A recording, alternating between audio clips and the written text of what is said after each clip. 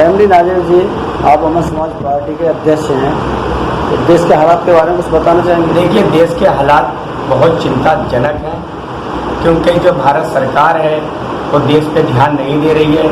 वो हर चीज़ को बेचने में लगी हुई है। मेरी समझ में ये नहीं आ रहा है कि जैसे अंग्रेज आए थे, उन्होंने देश का जो सोना था वो बाहर ले गए, देश को खोखला करा, उसी तरीके से बीजेपी सरकार देश को खोखला कर रही है। बात राष्ट्रीयता की करते हैं, मगर क्या नाम है, देश को बेचने का काम कर रहे हैं। आगे मेरी समझ से ये परे है कि नरेंद्र मोदी बार बार ये कहते हैं मैं चाय बेचने वाला या चाय का जो भी है और झोला उठा के चल दूंगा। अरे भाई नरेंद्र मोदी जी, मैं आपसे हाथ जोड़ के विनती करता हूँ, आप देश की कुर्सी से इस्तीफा दीजिए, दूसरों को मौका दीजिए, क्योंकि आपका कुछ पता नहीं, आप कब झोला उठा के चल दें। देश की जनता को आपने बेकार कर दिया है और आपकी सरकार के ही आंकड़े हैं, आप 80% लोगों को राशन फ्री दे रहे हैं। तो देश को तो आपने भूखमरी यानी बेरोजगारी हर तरीके के रास्ते पे लाके आपने छोड़ दिया है। अब इसका कैसे समाधान होगा? देखिए, प्रधानमंत्री को इस्तीफा दे देना चाहिए, हर हाल में देना चाहिए इस्तीफा, क्योंकि देश इनसे संभल नहीं रहा है। और सरकारें और कोई सरकारें होती हैं वो देश के बारे में सोचती हैं, मगर ये देश के बारे में सोच ही नहीं रहे। बीजेपी देखिए, बीजेपी का ग्राफ इतना गिर गया है, कोई भी नेता का एक मत नहीं होता। कोई इनका नेता कुछ बोलता है, कोई नेता कुछ बोलता है, कोई कुछ बोलता है। क्या है ये? अरे प्रधानमंत्री बोले तो तुम सब एक से बोलो, ठीक है। अब सब अपनी अपनी राय अलग अलग देते हैं, देश के हित का कोई काम नहीं। अब कोई इनसे सवाल पूछता है वो देशद्रोही जाता है। अरे देशद्रोही कैसे हो जाएगा भाई? हमारा काम है, जनता का काम है आपसे सवाल पूछने का। सवाल तो जनता पूछेगी और उसका जवाब देना पड़ेगा सरकार को। रामविलास पासवान है, वो कह रहे एक राशन कार्ड चलाएंगे। अरे भाई, आप एक राशन कार्ड चलाओ, हम आपके साथ हैं, मगर जनता को कम से कम ऐसा करो, आप राशन मत दो, उस जनता को पैसा दो अकाउंट में। आप ही ने कहा हमारे अकाउंट में पैसा देंगे। बीच के जो ठेकेदारी प्रथा है, इस चीज़ को खत्म करो, सीधे अकाउंट में पैसा दो सब्सिडी का, वो अपने बाजार से सामान खरीदेगा, पूरे दिन वहाँ लाइन नहीं लगाएगा सुबह 4 बजे से जाके, और कई दिन बर्बाद करते हैं। क्या उससे कोरोना नहीं फैलेगा? भाई ये कोरोना का माहौल चल रहा है। आप एक काम करो, राशन जो व्यवस्था है उसे बंद करो और उसका पैसा मैं डीलर के समेत जो जनता के हक का बनता है उनके अकाउंट में दो। जनधन खाते आप मुखिया का खुलवाओ, राशन कार्ड जिसका बना है उसके मुखिया के अकाउंट में आप पैसा दो। और कुछ लोगों को कहना है हिंदुस्तान सोने की चिड़िया है, तो सोने की चिड़िया में भुखमरी कहाँ से आ गई? भाई हिंदुस्तान सोने की चिड़िया थी, अंग्रेजों ने उसे क्या नाम है सोने की चिड़िया को साथ ले गए, मगर उसके बाद जो 70 साल में देश बनाया गया, बड़ी मेहनत करके बनाया गया। मैं किसी पार्टी की बढ़ाई नहीं कर रहा, मगर हमने जो 70 सालों का अब तक देखा है, काम हुआ है भारत में, IT, एयरपोर्ट, हॉस्पिटल, सेना, ये क्या बीजेपी सरकार लाई है? बीजेपी सरकार 6 साल में अपना एक काम तो बता दे अच्छा कि एक काम मैंने ये किया है। बीजेपी सरकार ने एयरपोर्ट बनाए, उससे ज़्यादा बेच दिए। बताइए, लाल किला जैसा गिरवी रख दिया।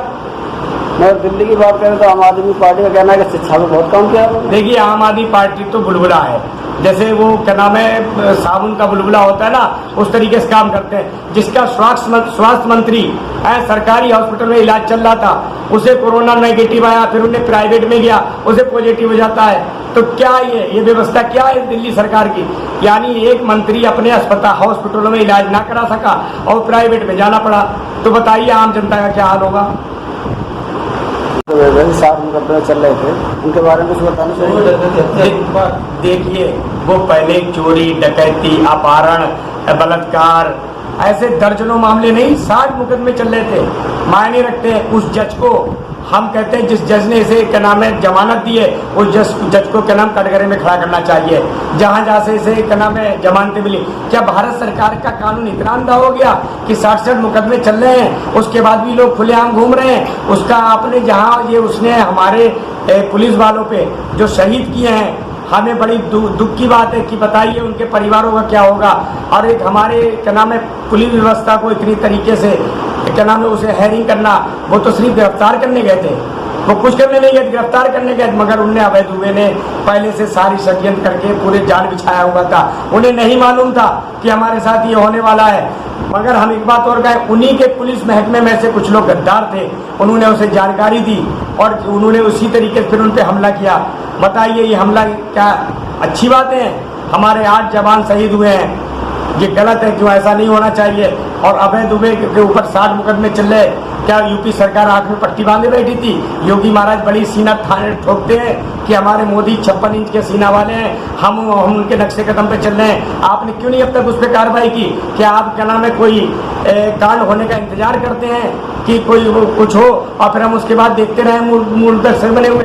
ये गलत चीजें हैं, इसे सुधारना पड़े योगी महाराज को। क्योंकि योगी महाराज जो है, योगी महाराज भी एक झूठ का पुलंदा है। उन्होंने क्या नाम है जो भी काम करते हैं वो झूठे काम है, उनके कोई अच्छे काम नहीं है। उनके अपने सांसद आदेश, अपने विधायक आदेश ज्यादा उनके खिलाफ है। कई बार मीटिंगें हो चुकी उत्तर प्रदेश में, मगर किसी मीडिया ने नहीं दिखाया। मीडिया सब बिकी हुई है योगी के खिलाफ, योगी के अपने मंत्री अपने विधायक खिलाफ है कि इन्हें कब हटाया जाए। मगर वो क्या है, जब सैया बहे कोतवाल पे डर खाएगा। उनका मकान तोड़ दिया, उसके बारे में बताइए। उनका मकान तोड़ दिया। देखिए ये तो कार्रवाई चलती रहती है। मकान पता लगा अवैध था, अवैध जगह पे था। प्रशासन अब जागी है ना, पहले जाग जाते, पहले हिम्मत नहीं थी किसी की वहां जाने की। अभी हमने उसके बाप का इंटरव्यू देखा, बाप को इतना गुस्सा आया मुझे देख के, अगर सामने होता तो मैं उसे क्या सुनाता। उसका इंटरव्यू गलत था, वो अपने बेटे को कसूरवारी मानने को तैयार नहीं। बताइए।